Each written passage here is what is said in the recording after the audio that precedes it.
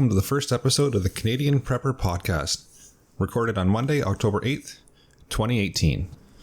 I'm your host, Eric, and I'm excited to be recording the first episode of the Canadian Prepper Podcast. So what is this podcast going to be all about? I like to see it turn into an informational podcast where I get to interview people with all different kinds of skill sets. People who come from all different areas of prepping. Homesteading, survivalists, and anyone else who can help teach you, the listener, a new skill or two per episode. I'd also like to cover news events happening in Canada that relate to emergency preparedness, and then discuss how one could be prepared for the scenario that played out. How often will podcast episodes be released?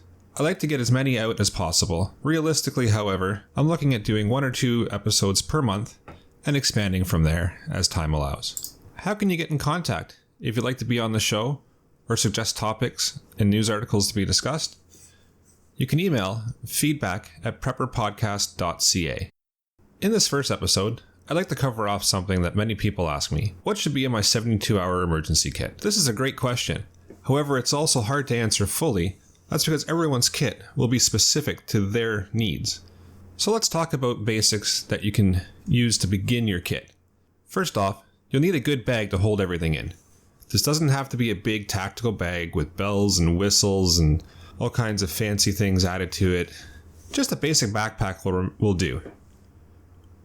Remember, if you're at the point where you're bugging out or you have your backpack with you and you've left a location, the idea is to not stand out, waving a big flag saying, "Look at me over here, I have tons of equipment and gear and supplies."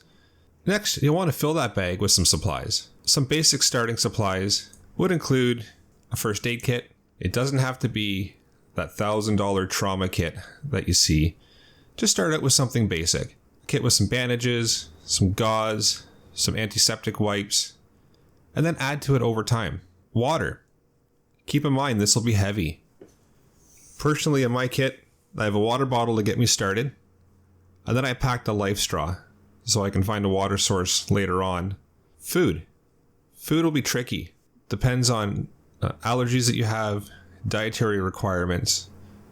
However, with some research and pre-planning, you can fill your emergency kit with items that work for your requirements. Remember, you're packing for 3 days to keep you alive, not a full Thanksgiving turkey dinner like many of us have had over this weekend. Shelter. A tarp and some string will help make a temporary shelter and tucks nicely into the back of a backpack. An emergency blanket. They fold up nice and small, fit easily into your backpack, and are effective at keeping you warm. A source of ignition for a fire. Some waterproof matches and a lighter are ideal for this. Fresh socks. It's nothing worse than cold and wet feet. Make sure you have some fresh socks, and if you can fit some fresh underwear in there as well, great. Communication. Those who know me know I'm a big ham radio guy. Having a source of communication is key in an emergency situation. I'll be doing an episode on ham radio in the future. Keep in mind, the cell system might be overwhelmed if this isn't a major event. Having another source of communication, such as a ham radio, walkie-talkies, will make things easier for you to be able to communicate with your family and friends during an emergency.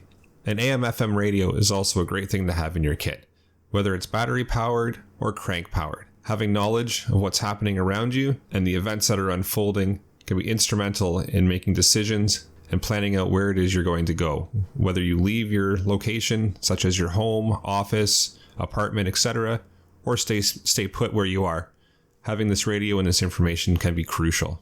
A form of light. A form of light is also very important to have in your kit. Look into acquiring a headlamp. Having a headlamp allows you to keep your hands free while also illuminating in front of you or an area that you're working on. Also, having a handheld flashlight, whether it be battery powered or crank powered, is also something handy to have in your kit. Medications. I find when speaking to people, this is often overlooked. You need to have your medications with you if you're going to be leaving your home or apartment or the location where you normally store them. Try and keep critical medications in your kit if at all possible. This is a very basic list of items to get your emergency 72-hour kit started. Don't forget, since we live in Canada, the climate changes throughout the year. Rotate your supplies and kit so it has the appropriate stock for the season. So let's get the conversation started. I've listed some basics about 72-hour kits. Email feedback at prepperpodcast.ca and let me know what's in your kit and how you maintain it. Also, in your email, let me know if you'd like me to mention your name, anything else about you, such as general geographic location, skills, knowledge, or if you prefer to be anonymous. If you'd like to be on the show or discuss anything relating to emergency preparedness, please also email feedback at prepperpodcast.ca and let me know what you'd like to discuss. With that, I'm going to conclude the first episode of the Canadian Prepper Podcast.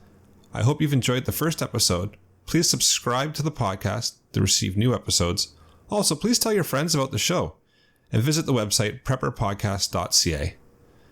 I'd like to thank Samuel Joseph for creating the intro and outro music for the podcast, and Alexander Novikov for creating the Canadian-themed logo for the podcast.